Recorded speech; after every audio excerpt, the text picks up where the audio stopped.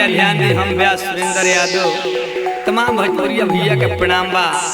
यही सावन के पावन महीना में एक यानी अपना बलौंगा से कैसे कहतरी ए भैया गाना के माध्यम से। कल हटे पहिला सोमारी भइल पूछऊ ना तैयारी, भइल पूछऊ ना तैयारी। कल हटे पहिला सोमारी भइल पूछऊ ना तैयारी।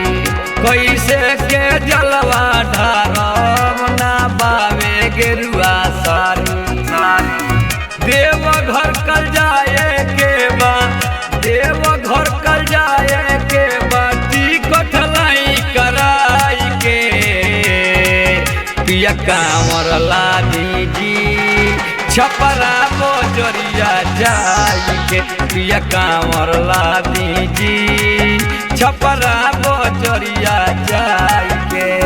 बोली बोली शंकर भगवान की जय।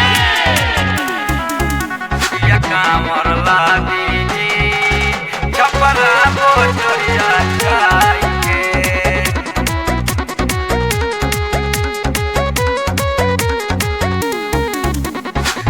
गौआ नगरिया के सभे के हुजाता, ताहरा ये राजा काहे कुछु ना बुझाता, कुछु ना बुझाता।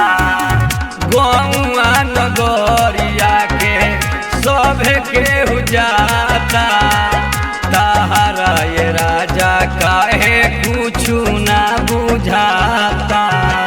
सोंगे रौरा चलिया सोंगे रौरा चलिया भोला पर जलवा चढ़ाई के।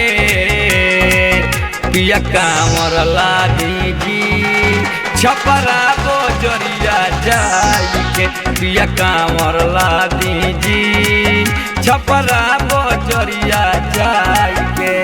बोली बोली शंकर भगवान की जय।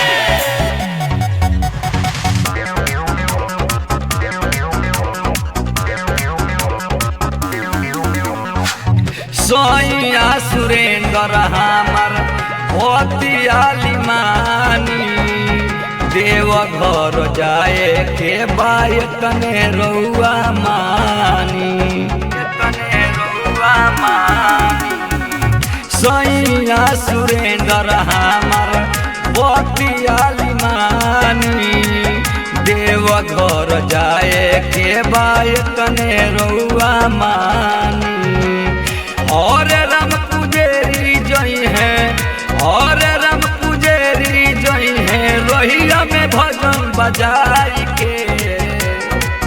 पिया कांवर ला दीजी छपरा बोजरिया जाई के।